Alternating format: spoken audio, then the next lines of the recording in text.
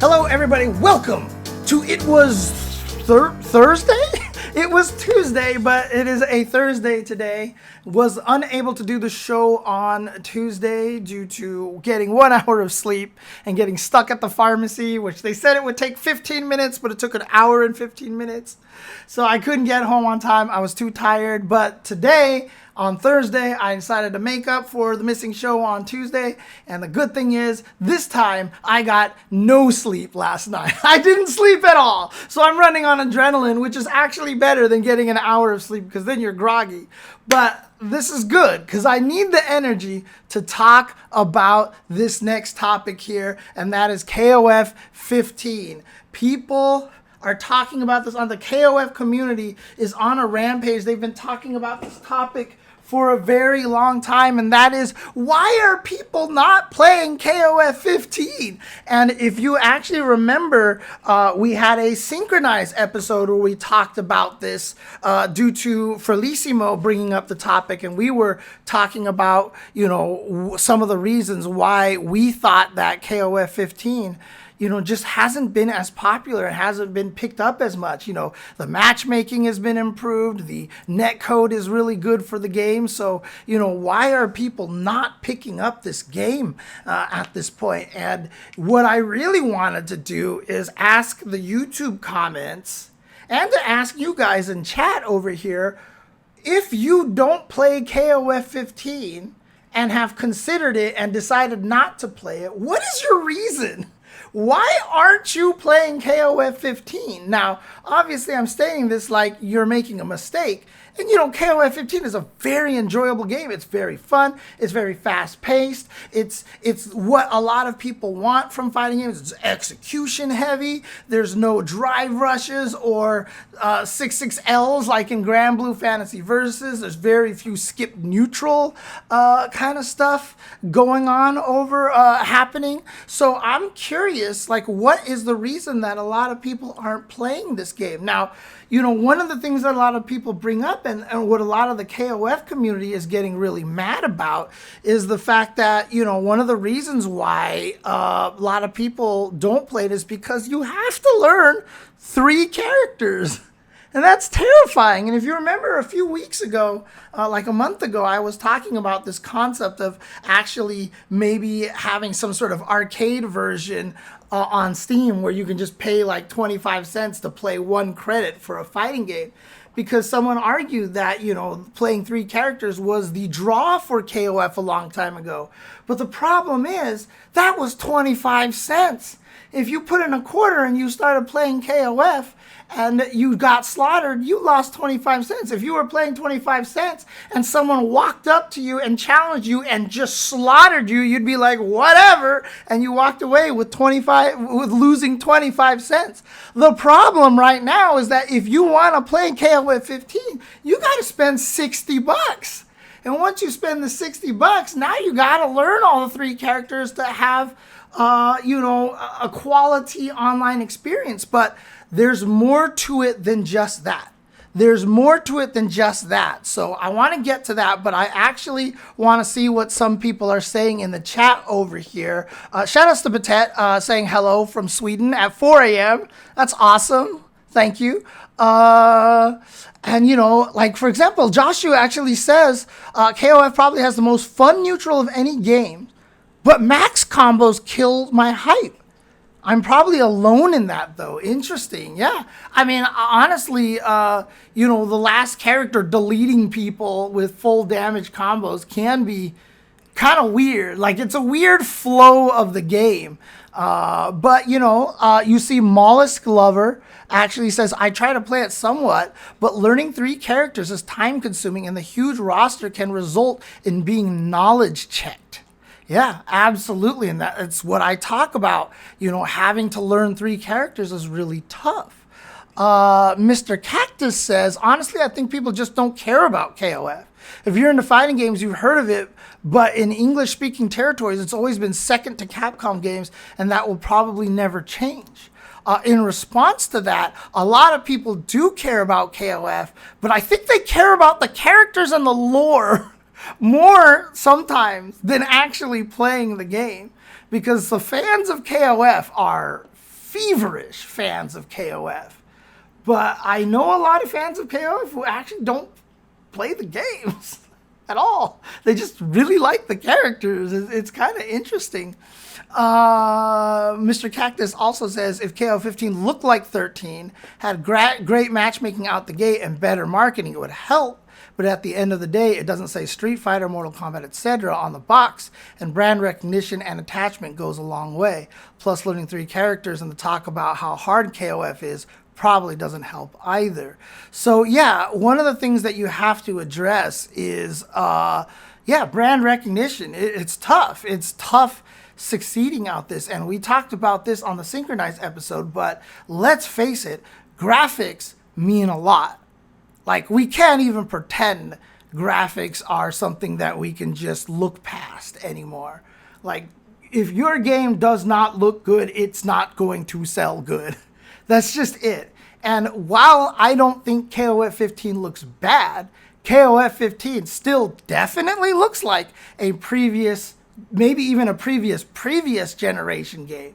That's not to say something like PS3 is terrible graphics, but look, it's not as nice looking as a lot of the other games out there. So I think the graphics are a problem. The 3 characters thing we've talking about a little bit. Dr. Cheesesteak says, yep, I love KOF, but as I become an old man who's a casual, learning 3 characters is not up my alley anymore. Yeah, it's really crazy that I think a lot of people don't realize how much the 3 characters thing is really, really tough. Honestly, Game Genie says people just want to play KOF characters in a Street Fighter game. I mean, CVS2 was great for that, but I mean, even in CVS2, that was a team game. But I guess you could just, match up Kim Capwan with Ken and Bison, who you kind of already knew how to play. So it was kind of a cheater way to do that. So, but yeah, visually it's not very strong. Dr. Cheese says, I'll be all over Garo 2, though, 1v1. Origami Kingdom says, couldn't play it online when it dropped, and now just too many options. Going back is hard with new games dropping. Yes, new games is always a problem as well. And that initial matchmaking start didn't help. But a lot of people said, if matchmaking gets fixed, yes, I'll play the game. Matchmaking got fixed. Very few people actually lived up to their word. And I'm wondering why. CP Skills says, John the Automaton says 3? I can barely play 1.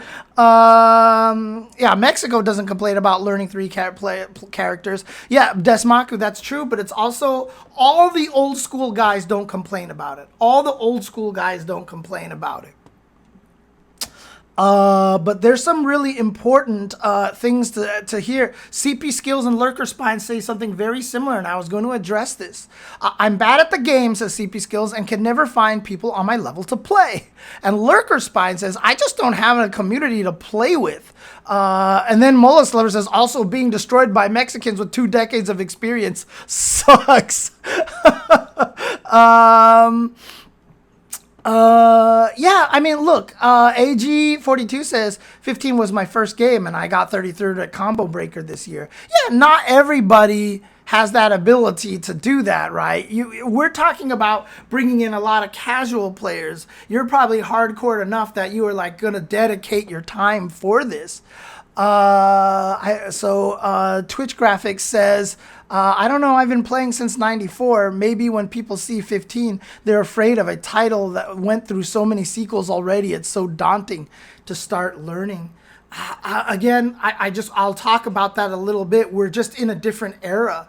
We're in a different era. Like I said earlier, Twitch Graphics, arcade culture was very different. It was very easy to put a quarter in and just mess with 3 different characters because it didn't feel daunting to learn them all because you were just spending 25 cents. And you just switched around, and if you lost, if you died, it was just 25 cents. You could futz around and it wasn't a problem. Nowadays, you look at KOF 15, you're like, I gotta spend $60 and then I gotta buy the season pass. And now I have to learn 3 characters just to go online and get beat up by people. And this is one of the things that I want to talk about. Juicebox had a tweet that kind of hinted at this, and I quote retweeted it. And I said, one of the most valuable things for fighting games is to have a giant pool of bad players. You need to have people out there that you can play against when you're learning. And the problem with a lot of niche fighting games, which I tend to call Discord fighters, this doesn't exist. So KOF doesn't have this right now. One person I was talking to on Twitter said, I'm new at the game, I'm not very good, and I got matched up. I was like, cool, I get to play this person I've seen play and do well at tournaments. But he's like, but why am I getting paired up with this person in ranked? Like, I clearly have no chance. And so a game has to have a giant pool of bad players to play against so that you can get, you can feel like you're fighting people on your skill level. That's one of the beautiful things about a game like Mortal Kombat and Street Fighter and Tekken, is that their player bases are larger, so you have people at your skill level to actually go up against outside of smurfing accounts, right? Account smurfing. But one of the other things a lot of people say, well, it's fine, just go on Discord, hit up your friends. That's why you play with your friends before you get on match. And this is one of the things that drives me nuts about not just fighting game community, but about every community, is that nobody has any empathy, and nobody realizes that the world isn't you. Everybody is different. And the amount of introverts that exist out there who don't want to bother going to Discord or trying to find other people, who just want to sit down and play a fighting game, they're not going to take the time to do this. And so the fact that KOF is a 3-character game, it's hard because you have to learn 3 characters and then get slaughtered online. And KOF is a very snowball heavy game. Rookies instead of bad players, for sure. I mean, I'm being blunt right now, but yes, you need other people who are new at the game. You need people who are new at the game. But again, not everybody's out there is just going to sit there and just go on Discords and stuff like that. You have to understand there's all these different mindsets, and you don't have that when you're playing 3. And like I said, KOF is a very snowball heavy game. If you're fighting somebody who knows what they're doing, you can't do a dang thing in the game. You can't do a good dang thing. Ancient Crystal, says that's why Smash is so popular. It's easy to learn and play. Not only that, but I'll tell you this right now, Ancient Crystal, one of the most powerful things about Smash Brothers is that the CPU is actually worthy. Is that you actually have to get better to beat the higher difficulties of the CPU. Fighting game CPUs in a lot of fighting games are just the percentage of time they block your attack. Like, that's how they make the difficulty harder, is like, this thing will react to your buttons, or they'll just block 90% of the time at difficulty 8. But the Smash Brothers game, when you first learn Smash, playing against a level 4 computer, once you start beating them, once you move up to 5, it's actually a palpable increase in strength, and it actually feels like you have to get better. And dude, when you get to the highest difficulty of Smash CPU, especially in games like Ultimate, they're brutal. They're crazy, dude. They're nuts. And yeah, Origami Kingdom is saying, I emotionally can't see going and asking for games in a Discord. Was hard enough just getting used to playing randomly online. Again, exactly. Just there are introverts out there that this isn't what they're meant to do. And so, I've been thinking a lot about this. Obviously the question I've posed to you guys is why haven't a lot of people actually played this game? But like one of the things that I actually wanted to say was, maybe KOF just needs to actually do something different. And yeah, it's really interesting because savagery by nature. I'm catching up to some of the comments in the chat over here. Anime fighting games are so much more intimidating to get into than things like Mortal Kombat and Street Fighter and KOF. Honestly, like KOF is not as scary as some of these anime fighters, dude. I mean, you go and fight against Asuka, who knows what the F is happening in that matchup, right? Hell, even fighting against something like I'm not even gonna say Happy Chaos, but like Anji. Like even if you don't know what Anji is doing, you're gonna get murdered. If you don't know what Faust is doing, you're gonna get murdered. KOF is actually strangely more approachable, but I'm telling you, the 3 character thing is really, really intimidating. And one thing I'll say is that, there are people out there who realize this. Mike Z, when I had conversations with him when he was making Skullgirls, he intentionally made it so that you could do the ratio thing, so that you could play the one character versus the team. Because he said, I don't think, I'm worried about 3 characters being intimidating. So I want to give people the option to play one character.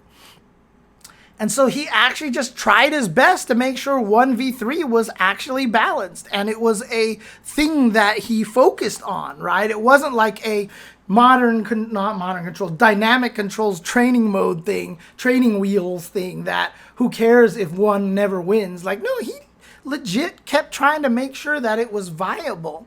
And it was really interesting that's one of the things that he tried to do, but it was something that he understood was important, was that the 3 characters were intimidating. El Zilcho says, 2 main reasons why I don't play as one. It took like 20 minutes to find a match. Yeah, okay, the matchmaking. 2, I'm really bad at the different types of jumps. Like, I've never been good at the precision to do those. So I feel like I can't really play the game at a decent level because of that. Yeah, that's one of the hard things too. And that happens too when you don't have other bad players. When you don't have other rookies to play with.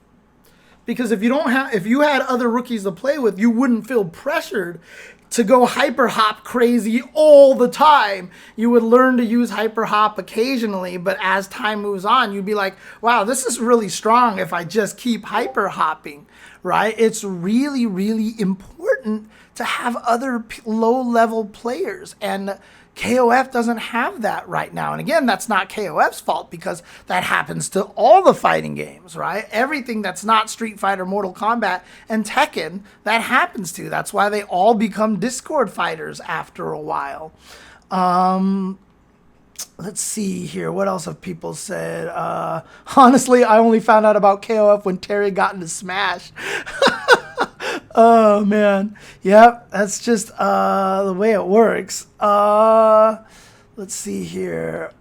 Strive was my first fighting game since SNES MK1. I had so much fun online at launch at floor 5 and 6. I tried Exert. I got demolished. Exactly.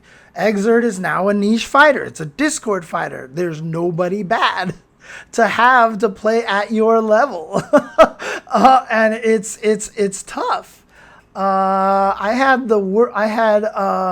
Shay says, I had worst emotional anxiety, God, can you go stop this? Okay. Back in 2016 to find people to play Destiny with because it had no matchmaking. The result was I never played Destiny 1 and 2.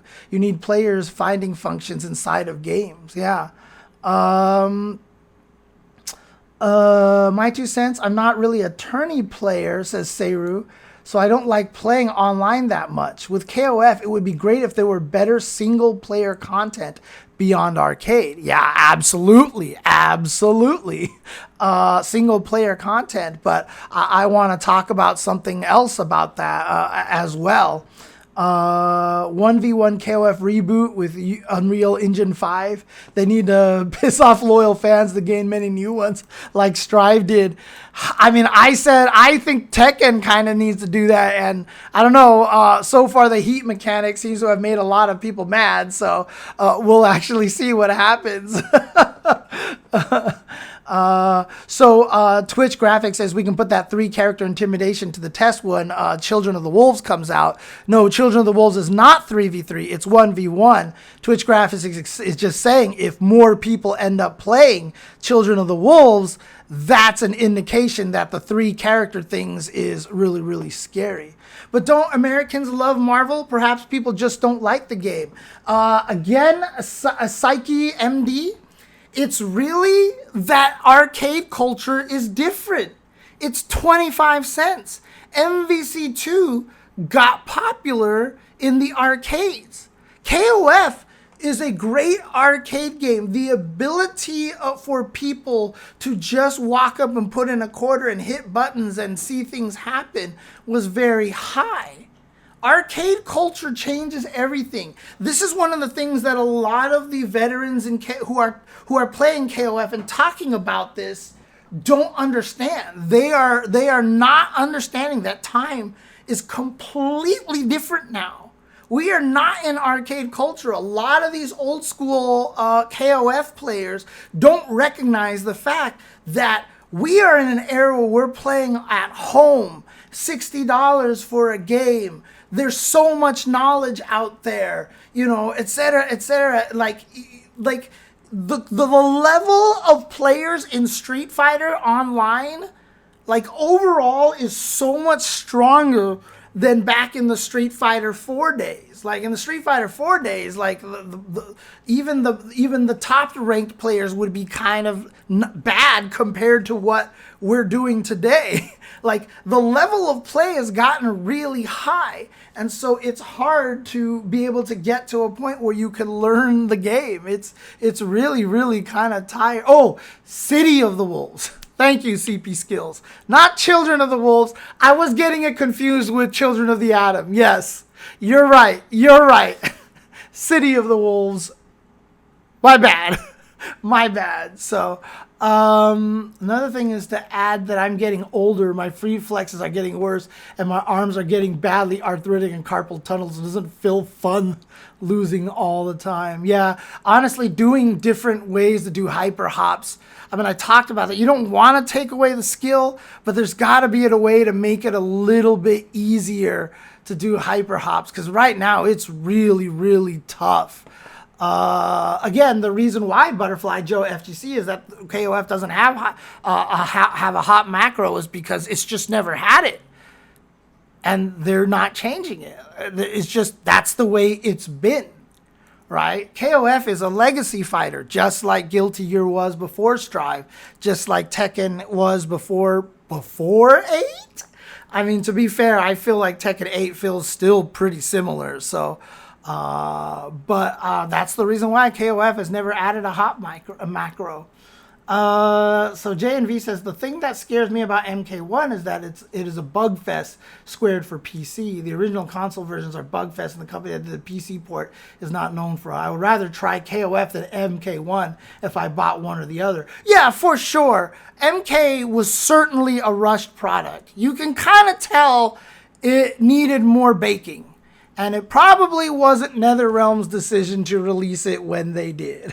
Because seriously, it was like, hey guys, we're making this game called MK1. Whoa, let's see the year-long slow, release of information. No, it's coming out in 3 months. And you're just like, what? So I feel like MK1 came out much faster than it was supposed to. And so yes, absolutely, it is not doing well right now in terms of a lot of the problems and matchmaking and all that stuff like that. So Dr. Cheesesteak says, this has inspired me to reinstall KO15 instead of learning 3 characters. Just mash auto combo when I know it's safe. Oh, don't talk about X-Men versus Street Fighter Sabretooth, AG42. Hornchia says, do fighting game single-player modes have basic goon enemies that teach them 1 or 2 skills like character action games? That would help with KOF hops. World Tour does in Street Fighter. There's a lot of characters that just attack only with overheads, characters attack only with sweeps, characters that block everything, so you have to drive impact them or throw them more, etc., etc. So they've done a good job there. But in general, no, because there was a period of time where content for fighting games outside of NRS disappeared. Tekken had always had all these cool modes and stuff. Tekken 7 had nothing. KOF15 had nothing. Street Fighter 5 had nothing. Like, there was just a Guilty Gear Exert has nothing. I mean, they have a story mode, but the story mode is literally you just watching, and that's it, right? Like, you actually don't even play their story mode. It's literally a 9-hour movie in Exert. So for the longest of time, fighting games just had no content. And honestly, outside of the NRS games, Street Fighter 6 is one of the first ones to finally bring back content. And so it's hard to say, do fighting game single player modes have basic goon enemies? Because there haven't been good single player modes. Leovana says, why am I not playing KO15? This is from a fan perspective, and really was excited to dive into it last year as I got back into fighting games thanks to SF6 and Evo. Onboarding is bad and outdated for modern standards. Lack of modes and content outside of ranked and casual. In this day and time, gotta do better with content delivery. Story, single, and multiplayer modes, all of it. Lack of optimization, beyond overseeing that training room all the time. Not very exciting. Yep, absolutely. Having to go to Discord for matches. These things make it harder to even get a friend or two to try and learn together and have fun. Meanwhile, I have been able to convince at least one in my group to buy, play, and somewhat get into most other current fighters with me. Lack of marketing, and when they did fix matchmaking to provide a push to get people out of Discord into the matchmaking, some kind of marketing initiative to bring people back and bring new people. Oh, they didn't do a good enough job with that, for sure. As a marketer, it's astounding. So why spend as much time in KOF when I can enjoy SF6, Strive, Grand Blue, and next week's Under Night and Tekken 8 release? It's on them to push people back in with content and marketing. Juga40K says, as a KOF lore enthusiast, my take is that SNK should approach the story side of the game more, since they have a huge pool of characters and stories, so maybe it can make new gamers want to learn them, something like SF6 did with its world tour. Forrest says, probably was like there's X amount of money for budget and you have Y amount of time. Absolutely. Budget is a huge problem. SNK is a small group. Small group. Oh, Grand Blue, you're right. Grand Blue has extra stuff. And yeah, Soul Calibur always had extra stuff, and Soul Calibur 6 didn't really have much extra stuff. Like, the extra stuff in there was minimal compared to what Soul Calibur used to do. So yeah, why did I never get into KOF 15? I tried, but the matchmaking was terrible. And I am just, the reason why I understand where people are coming from, because I'm the same. I even had a New Year's resolution, which was to be a better Discord player. And I just didn't do it. I can't do the Discord thing. I'm such an introvert that I don't want to go and hit people up to play. I don't have the desire and the drive to do that. Like, as a person who has ADHD and executive dysfunction, and, and I'm an introvert, having to go to Discords to find people to play just is that extra barrier for me to not bother trying. Honestly, does the extra stuff in fighting games matter to people though? Doesn't the fighting game isn't really about the meat and potatoes? Again, it's about tricking people into learning and playing, right? That's why I've always said I loved break the targets and home run contests before they scrubbed up home run contests. Like, melee home run contest is fan-freaking-tastic, right? Home run, the break the targets is great. A lot of people, and again, like my brother never wants to go and play a fighting game online. He'll never go online and play a fighting game. He just wants to fight and beat the computer and get endings. That's all he wants. He did that with Street Fighter 4. I told him not to buy Street Fighter 5 because he had nothing. He had no way to play the game at all whatsoever. And yes, Desmaku, that is the side problem of being a Discord fighter, is some Discord servers can kind of be cliquish and inactive. Right? John the Automaton says, I feel that so much. I joined a newbie fight night on Discord. Didn't say a single word in the call. Couldn't even bring myself to say GG out loud. I just typed in the chat. Exactly. People don't understand that the introverts are and again, video games naturally attract introverts. Yes, we're at a point where a lot of A-type people are playing video games, and fighting games have always had a lot of A-type people because of arcades, but a lot of people who play video games are introverts. And this is not their intention to go, anybody up for a match? And that's the worst, too, because you come home from work and you're like, I want to play KOF. Anybody up for a match? Sit there, no one responds, no one responds, no one responds. Dinner's ready. All right, the end. Right? You didn't get a chance to play anything, dude. You didn't get to play anything. So literally, you just joined the stream and I'm catching strays. I take it you're an introvert as well, Little Akiva Games. CP Skills says, I love Virtua Fighter for what it is, but it's too easy to find player in other games as opposed to possibly waiting half an hour and possibly still not get a match. John the Automaton says, yeah, I got into video games because I sucked at real sports, which all the cool people were into. Sarah says, honestly, I thought the KOF15 team online battle would bring me back into online, but it was handled so badly. That's in comparison to the old Kylera MAME 6-player hacks of KOF 98. So here's the thing, right? How do we fix this? So what can KOF do, right? KOF needs to have a one-on-one mode for all of the beginner ranks. It just needs to be one-on-one. And until you qualify and get 3 characters into let's use the Street Fighter terminology. Let's say you have to get 3 characters into gold, and then gold switches to 3v3. But the only way you can do that is if you get 3 characters to gold. And if you don't, the single character that you play, you're just stuck in gold forever. You can never level up if you just keep playing the 1v1. So it kind of maybe encourages you to switch to other characters. When you sign up for the online, it should just say, are you familiar with this game? Start in gold 3v3, or I'm not familiar in this game. Start in rookie 1v1. Like, this is what we need to have in KOF. It needs to encourage you to learn all the different characters and to play and everything, and ease you into it and guide you into the game a little bit. And again, allow people to skip that section because you don't want to force people who know how to play the game to have to do that. But then also you need to come up with mechanics to help people learn. Like, for example, Them's Fightin' Herds has low jumps in the game. I don't remember how you input it. It might have been similar to KOF.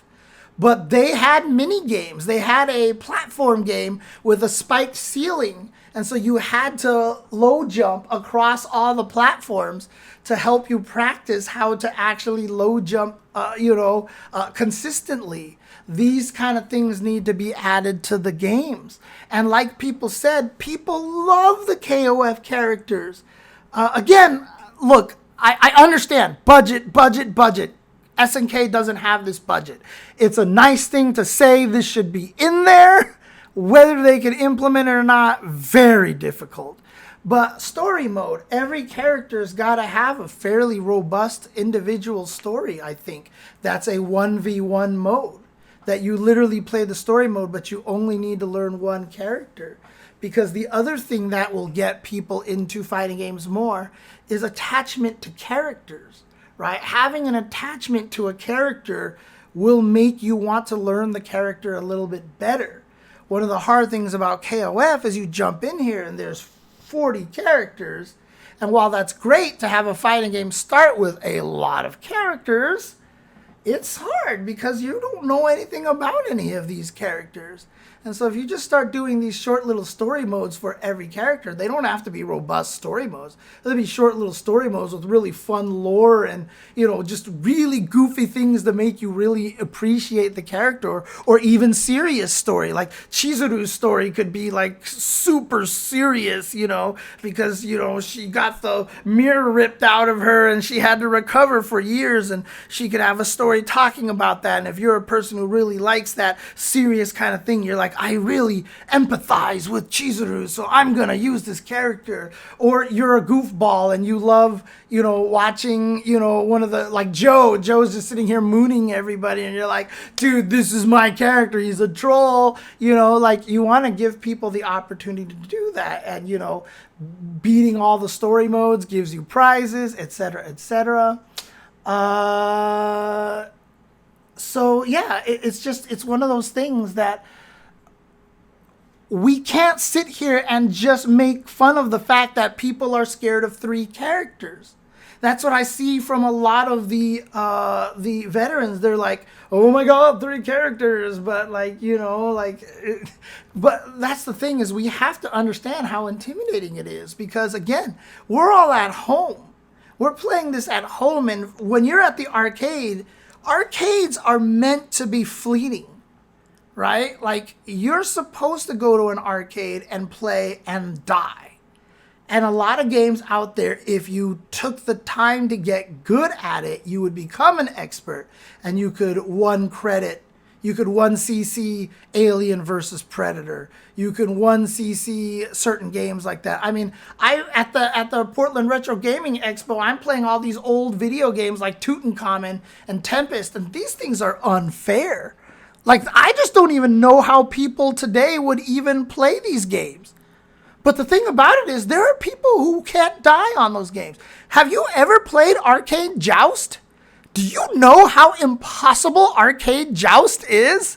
And there are people out there who will never die. And in fact, the people who actually get the best score in Joust never die, and the only way they can get the best score is to get so many bonus lives, because the bonus lives never stop, that they can go and take an hour nap.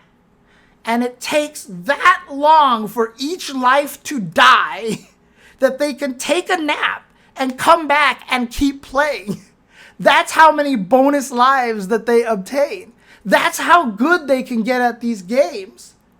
But it takes the time and it takes the dedication. And the thing about arcade games is you were never committed to it.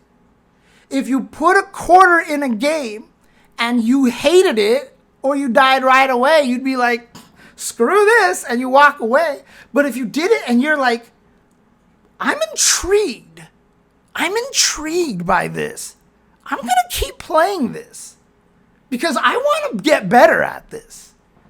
It was so different. It's such a different time.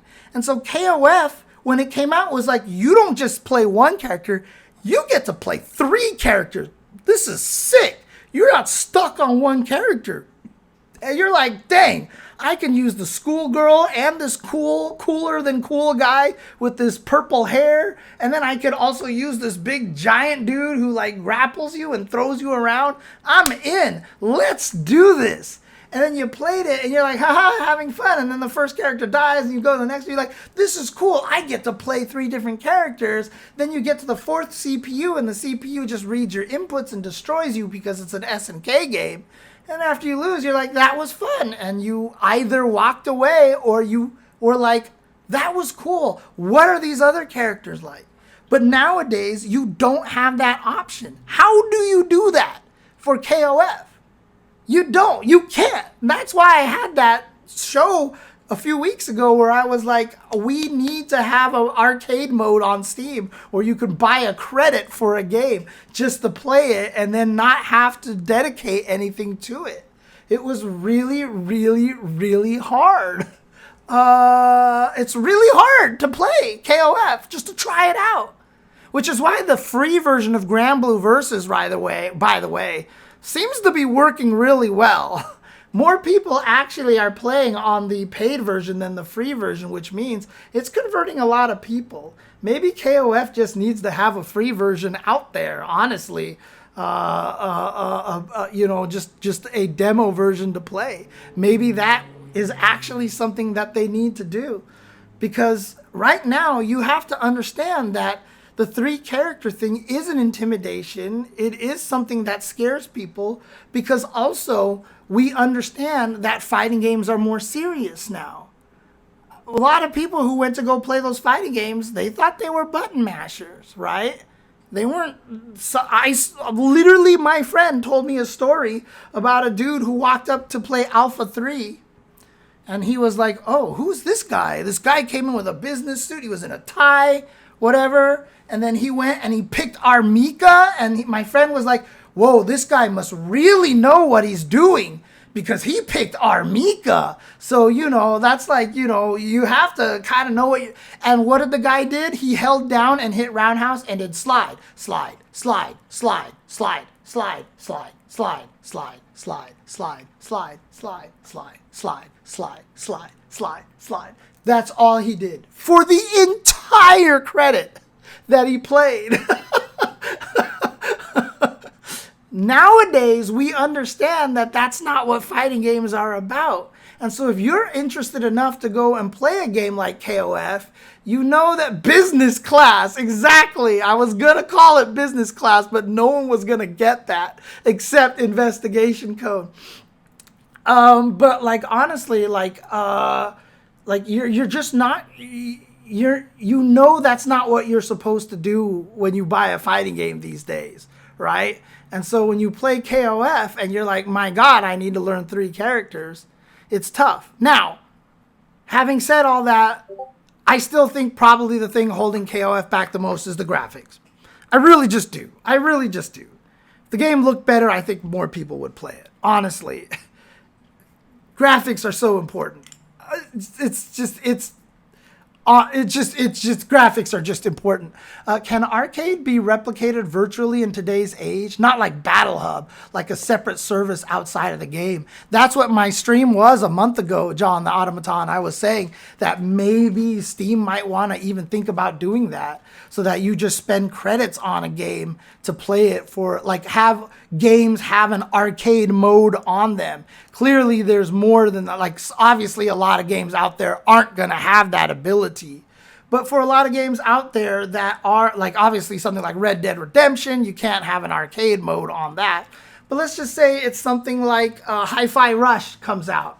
No More Heroes, just have an arcade mode on it where you just progress through levels and just keep fighting things, Shoot Shmups will have that, and after you spend like $5 on the game, you can get $5 off the game to buy it, and so it just kind of helps people get into it a little bit more. I think that would actually be really nice, but it'll be a hard system to make work. Twitch Graphics says, didn't Tekken Revolution do something similar about buying credits to play a free game? Yeah, they did. I don't think they went in hard enough on it, though. And also, there was a lot of experimentation with that game. It was not just an experiment on the way to play the game, but the game was also very different. They had invincible moves. They introduced the armor moves, and that's where they put Eliza in so that she actually played more like a Street Fighter character. I think we need to have an experiment with that, with something like Tekken 8 or Street Fighter 6. Like, a game like that needs to have that experiment. Not, hey, this is a weird Tekken. Because then everybody in the Tekken community was like, what is this? I don't like this. And so people shunned it, right? People stayed away from it. Little Akiba Game says, whenever I explain KOF to someone new to the series, I just play up the matchup-based nature of fighting games until I think of teams as a form of deck building. That's a really cool way to do that, actually. Sir Serpa says, arcades were a forced environment. The ability to choose between a billion free games means can find a game to be good at much easier. Yeah, exactly. It's just like there's so many games out there to play. And that's another thing that makes it hard for people to get into KOF, because there's just a million games to play. You know, a lot of people are like, but that's the thing. You have to learn to have the patience to get good at fighting games. You have to, and we're in an era where people are coming home from work and pardon my French, they just wanna fuck around. They don't wanna take it seriously. They're tired. Their brain is fried. We can't expect to force people into these fighting games to play like this, because they're just not into it. That's just not what they're here for. You know, the people who are going to want to do that in fighting games, they're the ones that you're going to, that obviously they're the ones that are going to try, but they're rare. But that's the key. You want them to have fun so that they become hardcore players. That's the thing. KOF doesn't necessarily need to look better, but distinct. Yeah. Again, you can definitely stylize it. So I've said this, like Dragon Ball Fighters and like Guilty Gear Xrd. Like Strive looks better than Xrd, right? But is Xrd ever going to look bad? It's never going to look bad. It's never going to look bad. Dragon Ball Fighters is never going to look bad. Like, both of those games are future-proof. Like, they will look great forever. And that's kind of what we need to do with a lot of these, like something like KOF. That is why the Switch is such a good console. When people are making fun of Switch 2 having PS4 graphics, good. Stop forcing devs to spend $1 billion on graphics, and let's just make good-looking games and with style and have fun. Honestly, let's see here. What else are people saying? Back in the early 90s on the SNES, games were really cheaply hard too, though. The home versions were hard AF. Yeah, they were, but again, they had to be. They were designed to last long so that it was worth spending the $60. If you bought a game and you beat the game in like 2 hours, it's just like you feel like you wasted your money. And so a lot of people, that was where, and again, $60 for a game back then was expensive. That's why I dropped KOF. It made a bad impression, so I played something I liked instead. Death by Poke. What was the bad impression? What was the bad impression? Leovana, they don't want to see a single bit of frame data. Dude, this is exactly why I said don't put the frame data as just straight up numbers in the game, and everybody got mad at me. They're like, are you kidding? We have to have frame data. And I was like, there are better ways to present it. And while the frame meter is still scary in Street Fighter 6, it is still a much better way to present frame data than numbers has ever been. People got to make dinner, do laundry, want to be good at guitar or art or whatever. Nobody has to get good at fighting games. Exactly. I honestly think that SF6 World Tour Mode is such a great funnel to show people the FGC world. And the Battle Hub too, Blue Fire. Honestly, I think the Battle Hub is fantastic because it's just a bunch of people, again, pardon my French. I don't know why these are the only words that are coming to my mind, but they're just a bunch of people dicking around in the Battle Hub. It's just like you play, you run into someone that kicks your ass, you get up and you run to another machine. You see all these people dressed like crazy, it's like, it's actually kind of nice. I like that. I like the Battle Hub. Yeah, that's why Smash is cool. You can just F around with it and leave. Does KOF have a modern style like SF? No. I think that would really help new players actually play and get better. It does not, unfortunately. So, SNS Batman. Oh, jeez, yeah. Graphics are temporary. Art style is eternal. 100%. John the Automaton, 100%. Yeah, and that is another problem too with KOF. The fact that KOF 13, so Gundam Jehudi Kai says, the fact that KOF 13 was deemed popular enough for a re-release and people bought it proves the point on the graphics. That is one of the hard things. And this is one of the reasons why MVCI died, right? The previous game looked better.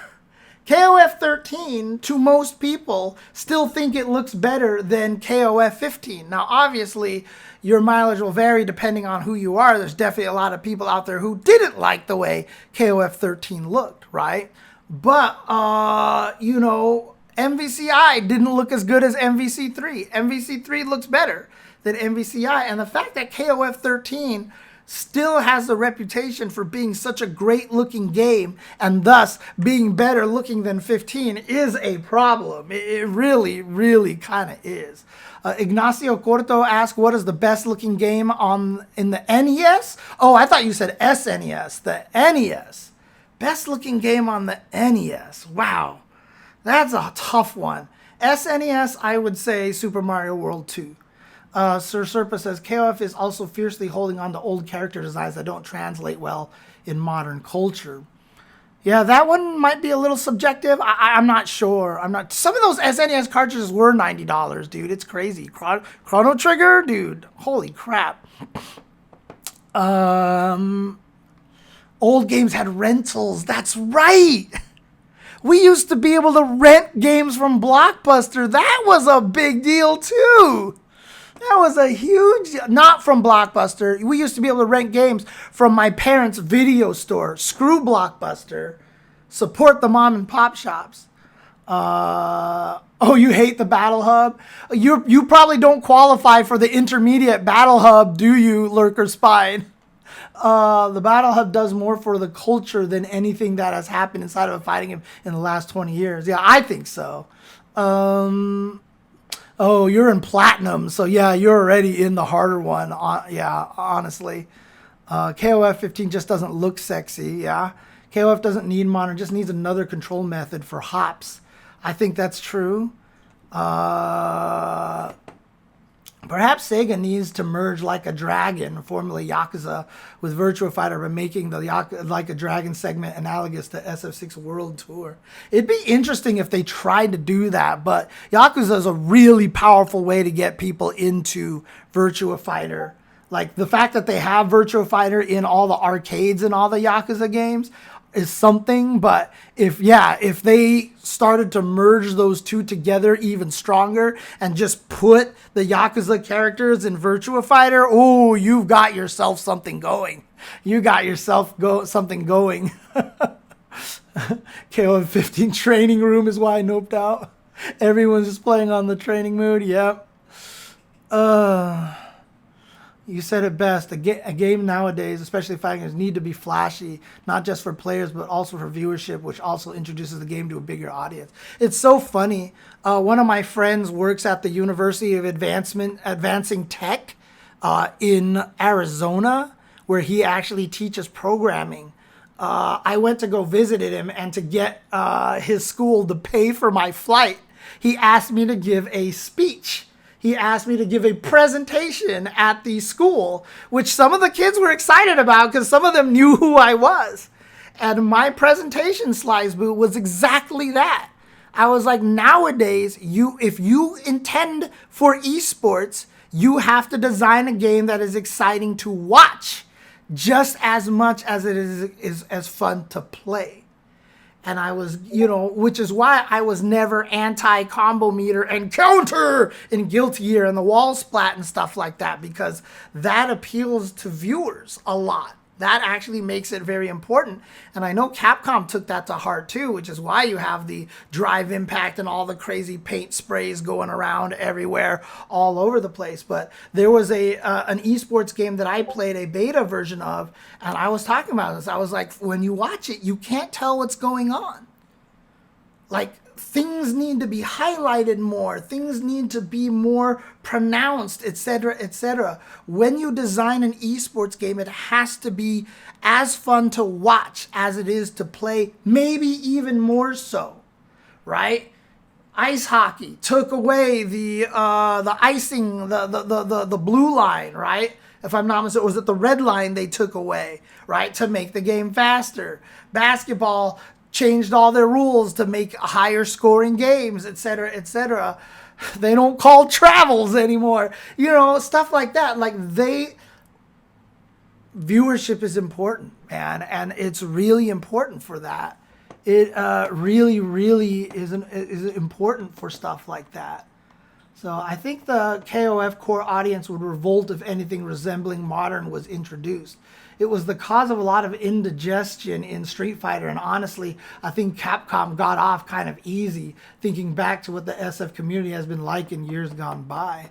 Yeah, it's true, but, you know, what you would have to just probably do is find ways to make it a little bit fairer, right? Like, you know, maybe you make it so that, you know, if you have a hyper hop mechanic, all of your attacks done out of hyper hop do less damage. I don't know, something like that. Let's see, Super Aleste on the SNES, Space Megaforce in the US. I don't remember that game. KO's combo breakers are fun to watch. Yeah, they are. And when you get the counter breaker, dude, was so good. Oh my God. Being able to understand what's happening on screen is super important. There's a part of me that thinks the big freezes in SF6 are just one step too far. But that may be just a personal taste kind of thing. Yeah, it depends. It depends on the big freezes. But, you know, as commentators, like, they're easy moments to get hype about. You see a perfect parry. Oh, we got the perfect parry! You know, like, honestly, like, it's really important. Honestly. MVC3, you don't know what's happening, but it's fun to watch. Exactly. Someone actually talked, I think it was Mike Z, actually, who was talking to me one time. He was like, when he was making Skullgirls and I was helping him with Skullgirls, I was like, dude, like, you gotta do better with this animation. Like, the animations that he showed me early on were not good. And I was like, you have to have snap and all this stuff. And I was like, look at MVC3. And he was like, MVC3 is awful. You can't see what's going on. There's just effects everywhere. And I was like, you're wrong. Like, that's what makes it great. Even though you can't necessarily tell, like, what X23 is doing with her super, it ends with her doing this kick and she freezes like this. And I was like, it's all about keyframes. The keyframes are what make you able to read what's going on. I told him that I really didn't think, what's her name? One of the character who can move the screen around, she has the striped shirt. And I actually said that, Squiggly, I actually told Mike, I was like, I get it. This is what the character looks like. Giving them a striped shirt is a really, really bad idea because some of the poses get lost. I was like, you might have to try to convince, you know, Alex Ahad to not have the striped shirts for Squiggly. Obviously, that never happened. But again, these are things that you have to think about. You have to understand. For most of the lifetime of Skullgirls, I kept telling Mike, I was like, dole out the background, make the characters pop more.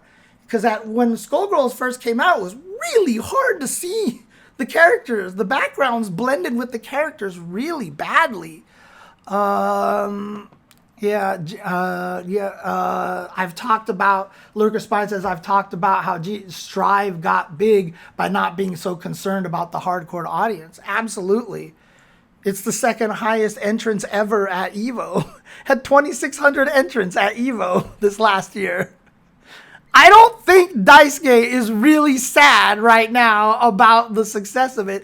And again, shout outs to Arxis for putting rollback into Exert and really, really, really doubling down on the, hey, look, if you want to play the old game, play the old game. So good. So again, Arxis, honestly, putting rollback into Exert is still, in my opinion, one of, if not the best, like, what is the term I'm thinking of again? Like the building of trust in your fan base that I think has ever happened in fighting games. It was so, like, we just released Exert. We want everyone to play Exert instead of our most recent game. But if you like the most recent game, go play it anyway. Like, they actually buffed the recent game instead of hoping to force you to play the new game. Goodwill, thank you. It is the biggest goodwill gesture from a fighting game dev that I think I have ever seen. It's so great. I think it's so great, honestly. Building goodwill is such a powerful tool, so... Oh, man. Capcom to stick the SF6 netcode in 30th, USF4, and SF5. They need to get Code Mystics to do that, at least for the 30th anniversary one. USF4 and Street Fighter 5, that would probably, they would have to do it themselves. But USF4 deserves it, 100%. USF4 needs a rollback update, honestly. So, yeah, MVCI had great netcode, but it didn't matter. But again, we've gotten to a lot of topics. I really want to emphasize the you need to have a large availability of other rookies to play against. Good netcode, other rookies to fight against are the two most important onboarding features for all fighting games, in my opinion. I really think these things are super important. I did watch the Ed teaser. I talked about it a little bit in the previous segment. But again, like, how do you fix that though? So if you are a KOF fan, how do you fix this? How do you do it right? I don't know. You have to create the right Discord. You have to get it publicized, and you have to curate that Discord to the best of your ability. You have to have good moderation on the Discord. I kind of want to turn the Chenzor Dynasty Discord into this. I talked about it before that I really want to just create crazy matchmaking stuff, but I know there's a lot of Discords out there like that, so I don't know if it's actually going to take off or if people actually use it. But do you guys actually feel like I can help with that? Well, so does it need fixing? Can't the community just be niche? Asks Sir Serpa. So the problem is that a lot of the old school players, me included, I'm sick of it now. I can't. Like, just living in a niche world is just, I've been doing it for 30 years. I can't do it anymore. And so a lot of the people who are KOF veterans, they're the ones who are most complaining about why aren't people playing KOF. They're tired of seeing Capcom with these $1 million prizes and big numbers and all this stuff, and KOF just keeps languishing. A lot of the new players, they're like, whatever, I'm having fun with this. But a lot of these long-term players, man, oh, God, it's just, you've been playing this game for 20 years, and it gets old, dude. It being a niche gets old. Honestly, it really does. It really does. And so I understand that a lot of people don't want it to stay niche. I understand a lot of people don't want it to stay niche because, look, here's the thing. They love the game. They genuinely love the game, and it sucks that they can't get the people to love the game with them. It sucks. It hurts. I mean, when you see a good movie, all you want to do is talk to somebody about this movie.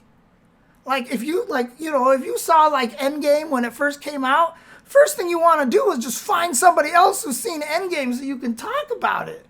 But if you see this this indie film that's just amazing, and nobody else in the world has seen it, and you're like, I really want to talk to somebody about this, it sucks. And so that's what a lot of these players are doing. You want to go to Evo and be hype about KOF and just have everybody playing KOF, etc., etc. The reason why Evo is so great is because it draws in thousands of people who have the same hobby as you. The first time I went to AGDQ, it's interesting because yes, the stereotype exists, right? A lot of the kids that were there at AGDQ were very socially awkward people, right? I mean, like I said, video games catered to introverts. There is that stereotype there. But you know what? When they were all in the same room together, they weren't socially awkward anymore. Like, I could tell you that in a normal social environment, they would have trouble. But at AGDQ, they were having the time of their lives. They were talking to other people who understood what they were passionate about. They were never worried somebody would make fun of their hobbies. It was such an eye-opening experience for me to be at that AGDQ. Because I saw that. I was like, you know what? There's actually, like, these kids, they're not socially awkward when they're put in the environment with other people that enjoy the same shit that they enjoy. And that's what was so cool to see. And so, again, if you're a KOF fan, you get sick of being niche. You want to hear the Say Jams, the James Chens, the Yipeses, the Tasty Steves. You want to see all these guys talking about your game and playing your game. You want to see Justin Wong, Maximilian playing your games and stuff like that because you want to see that love being spread. It's really, really, it's hard. And so, yes, I totally get why a lot of people, I got there. The way that I could only get a ticket for AGDQ was by volunteering to be a host, Gundam Jehudi Kai. That was my only way I could get in. So that's why I was a host. And that's why I was a donation reader at AGDQ. Little Occupant Games says, I feel this as a VF guy personally. I'm really excited because VF6 looks inevitable now, but I'm low-key dreading what Sega might feel okay doing to it in order to expand the audience. Yeah. It's kind of hard to do combos in KOF, and learning more than one character is a lot at the beginning, but that's just me. It's not just you, Noxo. In fact, we were talking about that earlier. Almost everybody has said one of the things that turns them off is the 3-character problem. And that's why I said when you play ranked online, it should start with rookie and you play 1v1 until you get to gold. Until you get to gold, and then you're stuck in gold, and you'll never grow in gold until you get 2 other characters to gold.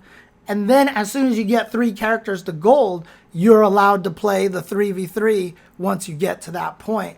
It'd be a great way to onboard players. And just have it so that when you first go to ranked, it just says, are you a beginner or do you know how to play KOF? You say, I know how to play KOF. You're gold. Go, 3v3. I'm new to KOF. Boom, 1v1, rookie. You have to build 3 characters up to gold, and then you can play. It's really kind of important kind of thing to do something like that. So, yeah, it cannot be understated how important the social value of going to a major is, to be surrounded by people who fucking get it. Yeah, absolutely, man. Honestly, it's so important to be around people who love the things that you do. It really is. I'm going to be kind of honest. I look at how big GG has gotten, and I kind of don't want that for KOF. Yeah, I mean, again, there are the people who do prefer to have their thing be niche, for sure. Again, I'm not saying one way is right and one way is wrong. There's definitely nothing wrong with feeling that way. Absolutely. Absolutely. So, but again, you know, you got guys like Gibby and Hell Pockets and Meta Abe and, you know, all these guys who have been playing KOF forever. And it would be nice to try to win like $20,000 for playing KOF. It'd be kind of neat. You know, honestly. It's funny how Gentles knows that it's funny how a fighting games community will beg for more players, then turn around and whine when there's an influx of players.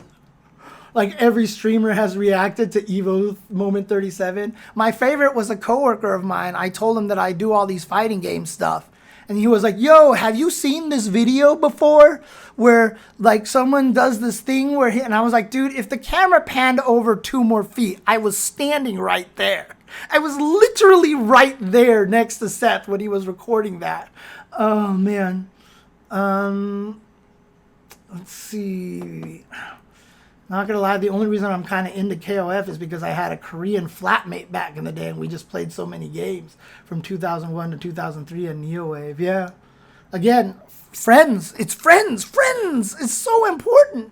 But like I said, it's tough for a lot of introverts out there. And so, again, having the right Discord, having a very moderated Discord, and having a good way to find people of your level is really, really, really important. Will be interesting to see when GG Strive gets 3v3 this year. It's going to be a gimmick mode. I don't think anybody's really going to pay attention to it, to be honest with you. Elon on Best of 5 show says, Automatic and I were talking about it on Tuesday. It's getting tougher and tougher and tougher to justify going to majors for some of us. But the big things that kept it a priority for me is the social aspect. Absolutely. I've been talking about that too. I literally said on Twitter one time, I was like, good online netcode is killing majors. And dude, I got shit on so badly because a lot of people didn't want to hear that. They didn't want to hear that because they didn't want to hear that there was any bad side to good netcode. And I got shit on by so many people. And I was like, look, if you guys don't think about this now, if you don't acknowledge it now, it's only going to be that much more problematic in the future. If we tackle this now, if we know now, and we try to find ways to make it so that offline majors are more fun to go to and make it more of a viewer spectacle, we can actually head it off at the pass. Just like what I said, what if Tekken players made a controller where the left and right buttons could be accessed with the right hand, because then you can do Electric God with Fist for free, and everyone's like, that'll never happen, we just would ban it, whatever. Then the cross-up came out, and then everybody in Tekken community was confused. And I was like, I said this a year ago. I said this a year ago. Anyways. Let's see. Matthew Mengi Art says that I love KOF. I've barely played the new one, though. I don't have anyone to play. Yep. That's it. Street Fighter 6, you've got plenty of people to play. So it's always easier to play. It's always easier to play. Example, I went to the last Evo and I got closer to the rival school's community in the process. That's so cool, Seru X. That's cool. Yeah, you remember that, Gundam Jody Kai? The Twitter drama were just responses of, what about Evo, Combo Breaker, and CEO? I was like, dude, like those are clearly the exceptions. Honestly, though, isn't good netcode better since it helps the general players have better experience when they buy the game? Yeah. Oh, good netcode will always be good. There will never be a reason to not have it. But the truth is that it will hurt offline events. Because again, if you're Punk, do you want to go to Texas Showdown? And let's be kind, and let's say Texas Showdown gets 2,000 entrants for Street Fighter 6, right? It's $10 per entry or whatever. Actually, 2,000 is a lot. I don't think it would get 2,000 entrants.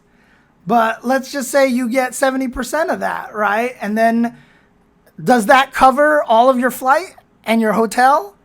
Or are you better off staying at home and restreaming it and getting subs, or playing in online tournaments at home and getting subs and winning without traveling and getting money, right? Like,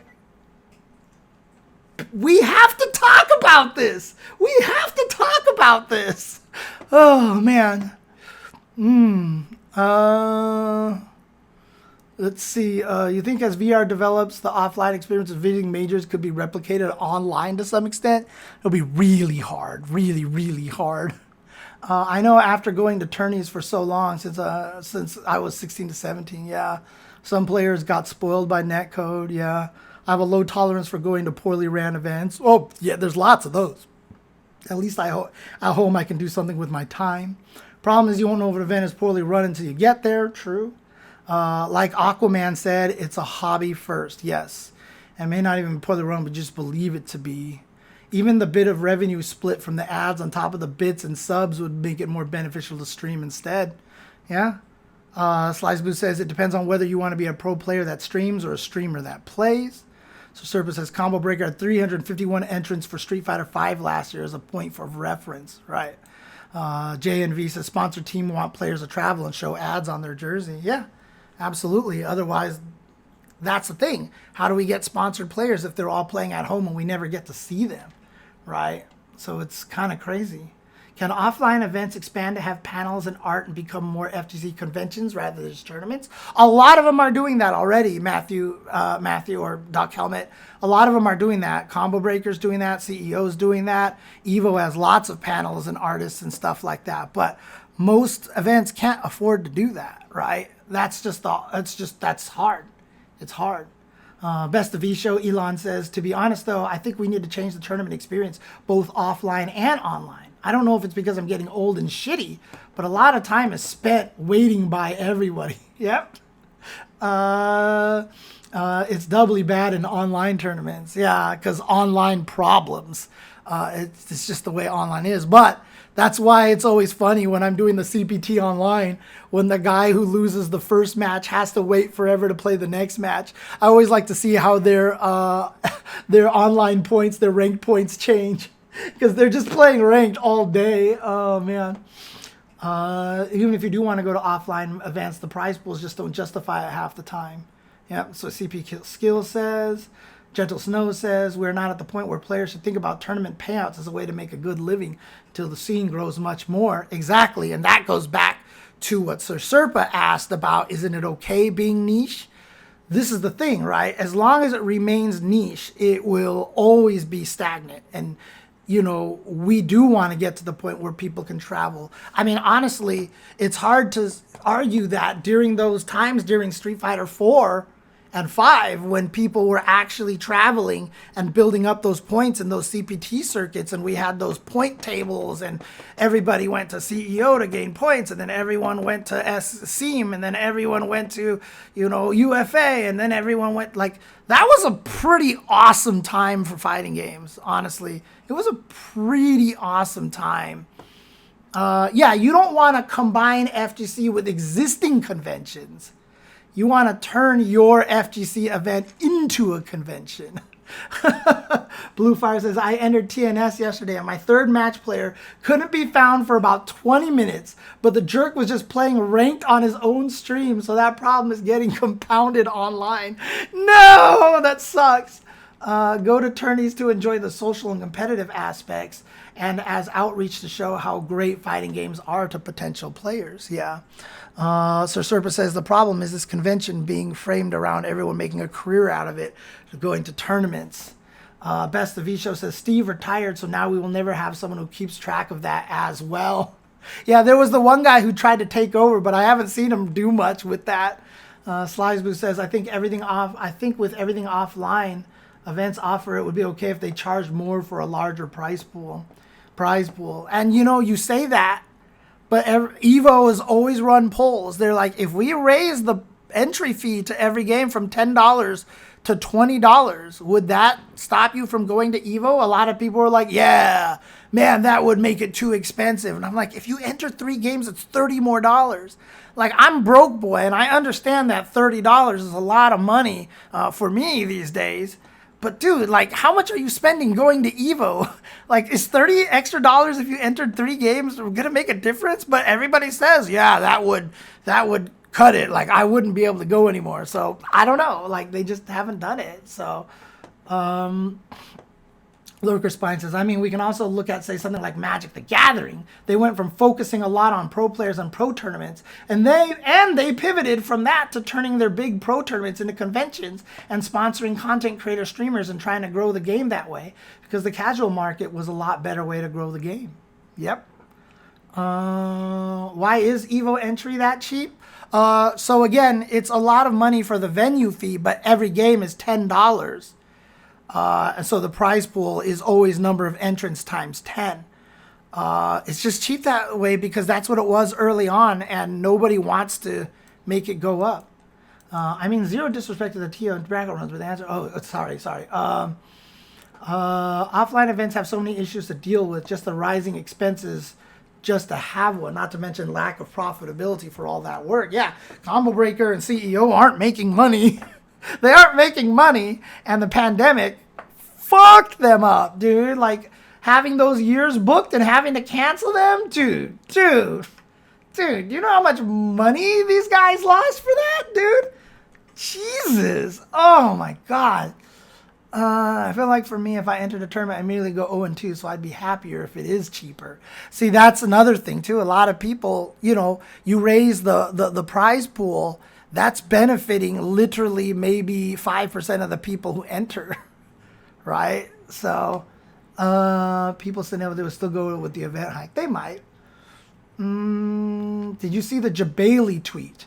Which Jabali tweet? Oh, yeah. He was talking about the venues and stuff. He said, I try to remain positive because I know what it does for others. But after seeing some internet quotes for venues this week in 2024, I'm starting to rethink my future life decisions as an event organizer. Anywhere good is no longer friendly for small businesses. I'm fighting. And yeah, and again, this happened because of the pandemic. A lot of these venues were like, shit, we lost all this money during the pandemic, so they raised all their prices. It's tough, man. It's tough. Heck, for a long time, my local weeklies kept getting hounded on for the $10 venue fee. Yeah. JNV says, somebody also needs to pay for security. Too many idiots are charging the stages lately, right? Jesus, all that stuff that's been happening in the EU, dude, it's crazy. Oh, man. But in any case, I've been talking about this topic for like an hour and a half. I said this was going to be a short stream today. I lied. Who knew? I mean, like, everybody knew this was going to happen. I always talk forever about this thing. Oh, timestamping this one is going to be fun. Oh, boy. It's going to take me 2 hours to timestamp this. But yeah, honestly, it is, dude, I wonder if there's a solution where we bring our own internet. Bluefire, do you know that Evo talks to the city of Vegas? They talk to the main internet hub of the city so the city can dedicate more bandwidth to Evo to have backups of backups of backups, etc., etc. Dude, do you know how much money that costs? Like, it's not just, hey, let's just run this on that. Dude, it is so expensive to do something like that. Dude, it's nuts, dude. It is absolutely nuts. So, well, the reason why they got the key to the city, Death by Poke, is because a lot of people don't understand this, but summer is the off season in Vegas. Because it's 120 degrees. Literally, Kitty, you know, on the Synchronized show talked about how her shoes melted on the asphalt at Vegas. Nobody goes to Vegas in the summer. It is the off season because it's so goddamn hot. And Evo has now consistently brought in thousands of people in the summer every year. Vegas loves Evo, okay?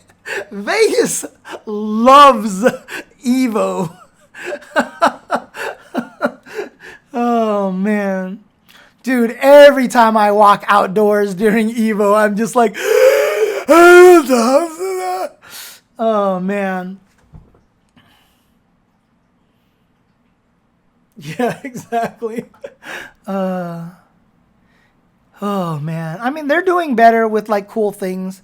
Evo was giving away those I went 0-2 bands one year and stuff like that. I think that is a really cool thing, so. And honestly, even though it doesn't feel like it, like once you get to Evo, they gouge you like with the water and food unless you know where to look and stuff like that. But honestly, hotels want you to go there.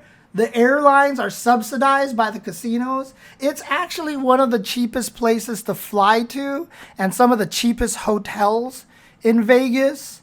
So honestly, it's actually still one of the cheaper places to hold an event like that. It's really cool, honestly. Dude, the Chipotle tickets that they gave out during Evo too, if you made it out of pools, you got those Chipotle tickets. It's actually really cool. No, never. Puto Tyrannosaurus. It says FGC events probably need to pivot to an invitational only type format like other esports. Grassroots not sustainable. I will never, ever want that. I am okay with having both.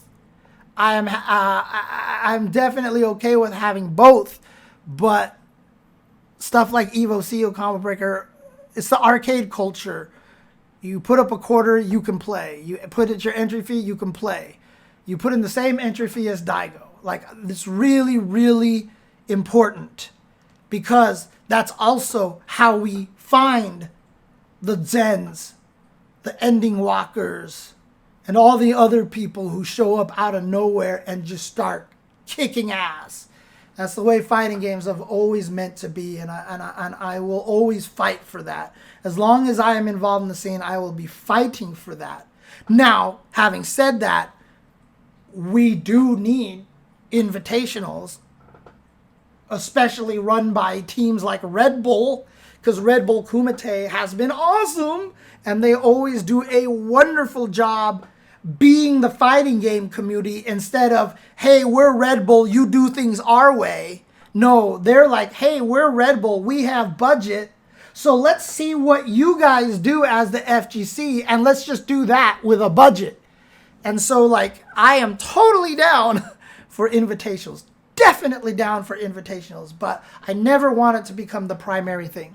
Never want to do the primary thing. Right, like Arslan Ash, right? Like, he proved himself by going to Evo Japan and winning.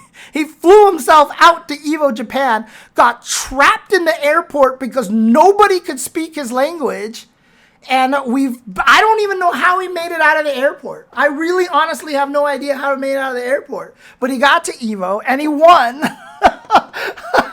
And that was it. Like, seriously. And now Arslan Ash is made a bunch of money and is the most celebrated player in Tekken history. That doesn't happen with invitationals. I remember before they moved to Vegas, there was a random comment pound Capcom about how they should move Evo there just to take the Japanese players to see Wayne Newton. And then it took a life of its own. I remember the year that Wizard told me they were going to Evo. And I made the trailer for Evo, and the ending of the trailer was, but wait, there's more. Evo is moving to Vegas. And I was using the F-Zero GX soundtrack for that. Oh man, I work in other esports as Best of V Show, CDL, Owl, Pokemon Unite. They're all unsustainable. Yep. There needs to be an influx of people of interest. Open brackets are such a good way of doing that. And not only that, but being good commentators. Being good commentators. Again, I know everything I say about it sounds bitter, but that's why I'm really good at Evo Top 8 commentary. Because when I do Evo Top 8 commentary, I relate it to people.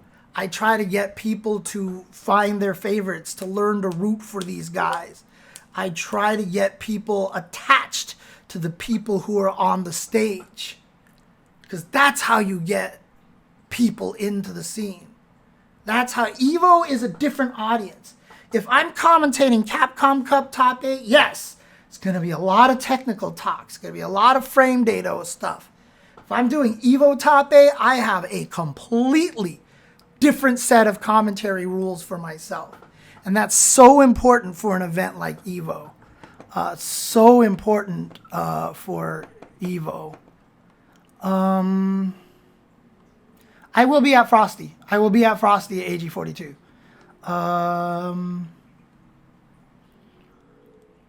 Oh, Little Akiba Games, you actually live in Vegas. That's cool. And yeah, and when you talk to Red Bull too, their goal is not to make money. They actually say they intend to lose money. You know, that's not the point of Red Bull doing these events. The point is the culture of building up stuff, of supporting things, and just seeing what sticks, kind of, in a way.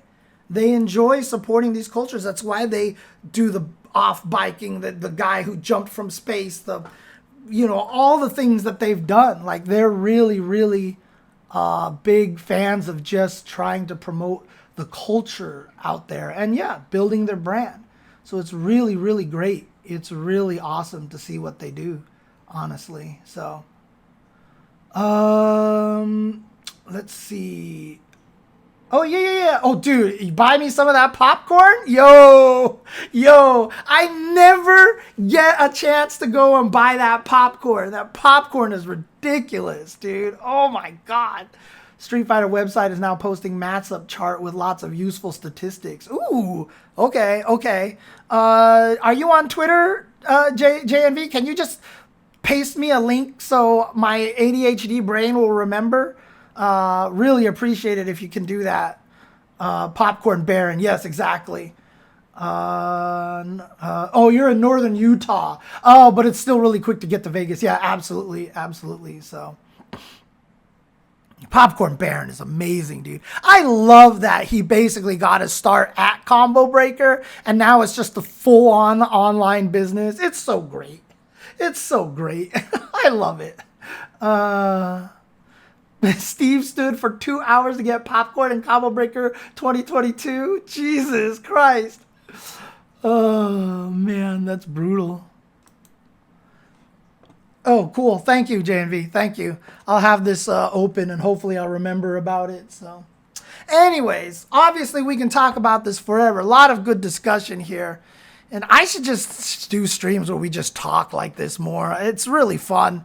I love talking with you guys and just, shooting the shit and bouncing ideas off of each other and stuff like that. I think it's really, really cool. Thank you guys for just hanging out with me in here. I had a great time. This is a great conversation. Hour and a half conversation. YouTube's viewers are going to be like, why is this like freaking like 7 bazillion people in here? What is going on? But, it should, sorry about that. Any case. I'm going to go ahead and call it a night here because I do need to edit this. At least this one I don't need to timestamp until tomorrow. I can timestamp the first ones a little bit easier. So we'll do that. But thank you guys for tuning in. Thank you guys for watching and everything like that. Yeah, thank you for stopping by, Little Akiba Games. Really enjoyed you guys, you hanging out here and everything like that. So, there's another link over there. Thank you. Appreciate it. But yeah, no, it was a really fun Slice Boot. I'll talk about the trailer next week, because I'm hoping maybe we'll get some gameplay trailer or something. I'll leave it a little bit because honestly, off of what we got, so far, we know nothing. It's just the World Tour intro video. And so I want to know more. I want to know more before I really talk more about Ed. So in any case, yeah, it's hard to get into fighting games. KOF with 3 characters is tough, and we need to talk about these things. We need to understand it. We can't, and we have to realize times are different. It was a lot easier back in the day, yes, for 3 characters to be a draw. Like, for you to be like, yo, 3 characters? I get to try 3 characters on my 1 quarter? That's sick. But nowadays, it's like, I paid $60 and another $20 for the season pass, and I go online and I have to play 3 characters, and there's not a lot of bad players out there, so I'm fighting all these good players, and I barely get to move, and I don't know what to do with any of my characters. And dude, it's scary. It's scary. Absolutely. So we need, like I said, there's ideas about the ranked system and how to make that better. But again, really important to try and make it so that there's a larger beginner base out there. And in order to do that, we need to find the right environment right now. We need to find a way to cater that. You know what? Hold me to this chat. Hold me to this chat and hold me to this YouTube. I'm going to do a big revamp of the Chenzor Dynasty Discord. I'm going to do a whole revamp of it, and I'm going to try to make it more about matchmaking, and I'm going to try to build a lot of matchmaking into the Discord. We'll see what happens. We'll see if it happens, and if I can spread it, maybe get more people to actually care, and maybe to have people actually use it, and we'll see what we can do. So yeah, Project L is a big discussion. Sure, you can scrimmage. Yeah, I just need to get off my ass. But again, ADHD meds working on that. So there's not a single place like here to have a constructed in-depth conversation at FGC. These might not get the most views, but critical thinking and civilized conversation what drives communities forward. Thank you, Shay. I appreciate. That's what I hope. That's what I hope, is that I bring a mature take on all of this stuff. But yeah. We'll see what happens in any case. So, you're no longer qualified for Sure You Can. Good. Nice. Let's go. Let's go. That's a good thing. That's a good thing. But Investigation Cone at one point in time was pushing me to do more Sure You Can scrimmages, and I just kept being lazy and pushing them off, and to the point where Investigation Cone just kind of gave up. But, you know, once I get the ADHD meds, once I get this Discord thing set up again, you know, maybe this is my goal for Street Fighter 6. You know, one of my resolutions is to honestly try to be more active in making the FGC more welcome. And if I can just turn myself into the big giant welcome wagon, I'll do what I can. So, in any case, thank you guys for watching. I hope you guys do enjoy the hour-and-a-half long, mature, nice discussion here where we actually talk about things in a reasonable way and try to approach things logically and you know, address issues that a lot of people may no longer think about.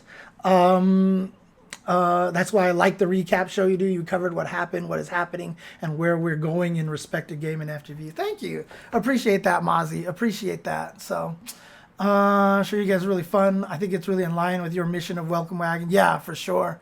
You're going in for your Psyche Val next Tuesday? Yeah.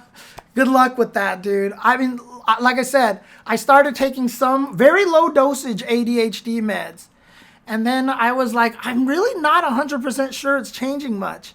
And then I got off the meds, and for the past 3-4 weeks when I haven't been taking them, I have been the absolute most unproductive, miserable that I have been in a long time. Even when I was taking the medication, I was sleeping at better times. And now my sleep is really bad. It's almost like falling back into it has made it feel worse. So I'm back on the meds. It's a different one. Starting low dosage again, but still, hopefully it fixes me up a little bit more and I can get back to being productive for you guys again. So also another thing too, I guess I might as well bring this up here. It's more of a Chenzor Dynasty thing. I'll bring it up on a Chenzor Dynasty stream next time. So in any case, thank you guys for watching. Thank you. Dude, the weirdest part about it is when you start taking the ADHD meds, you don't feel a change. Nothing changes. You don't be like, wow, I do have better executive function all of a sudden. Like things just happen. Like, you don't notice it. It's really weird. Like, you're like, I should do this, and you just start doing it. Like, you don't, there's nothing tangible about it. It's so weird. Any case, thank you guys for watching. Thank you guys for hanging out. And I hope you guys do appreciate this kind of discussion. And, you know, because we do this so much, it makes this the most important podcast of your life. So the day that this podcast graced your ears is the most important day of your life. But for me, it was Thursday.